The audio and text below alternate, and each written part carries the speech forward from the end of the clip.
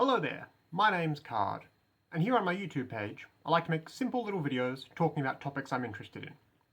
Today, I just wanted to quickly talk a bit about how video game discourse is seemingly coming back into being one of the topics at the forefront of the culture war cycle.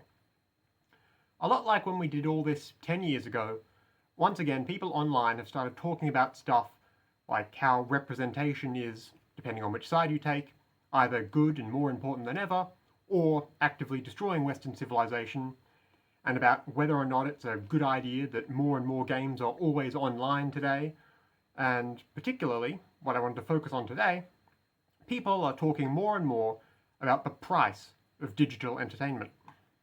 It seems like every week I see someone else throw their hat into the ring of commentating on the fact games are getting more expensive and what may be driving that trend.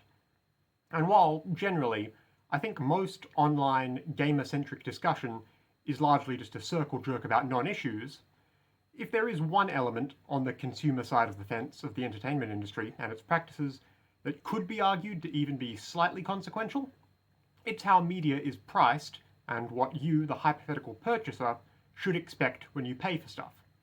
So that's what I want to talk around today, the price of games. The way I see it, there's two main arguments floating around in the discourse on the subject of games pricing at the moment.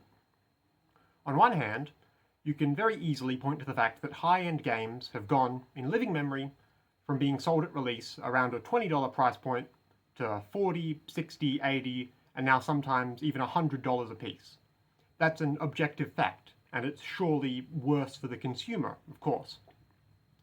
You can also very quickly point out that the transition over the past decade and a half or so from physical media to digital storefronts has, in practice, gutted a lot of consumer protections, like the right to own your product outright and often your ability to get a refund when it's warranted. There's a lot there to potentially get mad about. But on the other hand, if you want to run apologia for the price of games, you could argue that, for instance, games certainly aren't a necessity. They're just a luxury no one is making you buy in the same way that you need food and shelter and probably electricity. And even so, digital entertainment has, by and large, actually increased in price a lot less than the general rate of inflation in most of the West. And in general, higher prices for modern AAA games are arguably reflective of the need to recoup the cost of more people doing more work on bigger titles now, compared to, say, back in the 90s. Here's the thing. If you're an online commentator arguing either side of this debate with reasons like any of those I just ran through, one, you're probably already just intractably set in stone on the matter, and two, you're missing the bigger point entirely. I would say, personally, games are cheaper than ever nowadays, because it's easier than ever to just not pay for them. It's super easy to pirate everything these days, and you should pirate everything. Back in the day, it was significantly harder, albeit not impossible, to pirate stuff. But, a lot of file distribution websites back then sucked and the internet was way worse, and it was just much easier to get your games on disk or whatever. But now, with just an entry-level internet connection, you can basically have any piece of digital entertainment you want, usually the same day or week it officially comes out, for free very easily. So by a practical measure, games are in fact cheaper than ever now. That's it, end of argument. Just pirate stuff if you want it. It's that easy. Then you also get to stop having this debate over whether or not stuff is more expensive too. And whenever the topic of digital media piracy comes up online, you always, inevitably, get people twisting themselves into knots, pseudo-rationalizing it with claims like, it's not illegal if you already owned it at some point. That's not true, and it's never been true, not anywhere.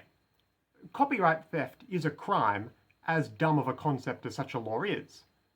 But you can still pirate stuff really easily, and you'll never see any sort of legal repercussion for it in practice. Just pirate stuff without any pretense or pomp or needless rationalizing, and suddenly this whole debate becomes such a non-problem. Are entertainment products too expensive? Not to me. Can my access to the product be revoked suddenly? I doubt it. Can I modify the product and redistribute it to my friends? I sure can. Same principle goes for all forms and formats of media. Just pirating it solves every issue. Every couple of years you see a clickbait headline about how some streaming service or another is removing old content like a TV show that did blackface or said racial slurs or something. Is doing this good? Is it bad? Should you care? I don't care, because all the shows that I've had on my hard drives for years aren't going anywhere. Frankly, if you pay for entertainment, you deserve to be mistreated by those rights-holding companies, because you'll take it. You get what you tolerate. If this is your first time listening to me, and you've made it this far, you can go now. I've said my piece. Learn your lesson or don't, doesn't affect me. But if you're a more regular viewer of mine, you know I'm also a long-time progressive community organizer and activist and so on. And if that's an area you're interested in, I wanted to tie what I've already said today into how my fellow organizers should be organizing. Anyone who's ever done org work will know you typically end up making a lot of propaganda material. Propaganda isn't a dirty word, it's just all the flyers and posters and mailers and maybe full-blown monthly newspapers if you're more committed than average. And putting all this sort of stuff together takes a fair bit of effort and resourcefulness.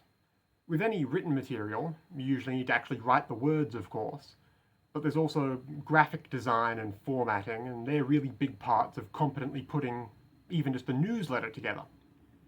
And honestly, I'm stunned by how many times I've been in the basement of some lefty bookshop or similar where people are discussing the practicalities and logistics of making this sort of stuff, and the first thing someone suggests is buying some top-shelf Adobe program or getting a subscription to an image editing website or anything like that. It sickens me. The right tools do make the job infinitely easier, but you should never pay for stuff. There is always a no-cost alternative. Whether it's just an open-source equivalent from a reputable provider or just pirating some good proprietary software. In your political organizing, you should always be looking to minimize costs, ideally right down to nothing, which isn't usually hard if you use even a modicum of common sense. Knowing how to find free alternatives to a service or product you want, and knowing how to pirate digital materials is a skill. Not a difficult skill to learn by any means either, but it is something you should strive to know how to do. If you take your boots-on-the-ground lefty political project seriously at all, everyone involved should have this attitude. Anyone suggesting you need to pay for anything needs to have their head examined. And if you hear someone suggest it, you don't be afraid to push back then and there and tell them that they're wrong. And if you really know what you're doing, you realize this attitude ought to be extended to resources and services of every type. Any paper, canvas, poster board, wheat paste, any materials you need to make literature and signs and banners to be distributed can be gotten or made pretty readily at no cost if you know where to look. And stuff like tables, chairs, shade cloths, sound systems, barbecues, and all the equipment you need to run a protest or a demonstration on the day is most likely already out there in the community waiting for you. Ask around, make connections, meet new friends. If you run a good org, offers of help and supplies ought to come flooding in freely pretty quickly. If you don't intend to pay for anything ever, you're also not beholden to the notion of recouping costs or needing to make a profit, and you'll never be at the mercy of whoever you're buying materials or services from. That's really all I wanted to say today. Just give it some thought. If you might want to hear more from me, feel free to subscribe to this YouTube page, or just take a look at my other videos sometime.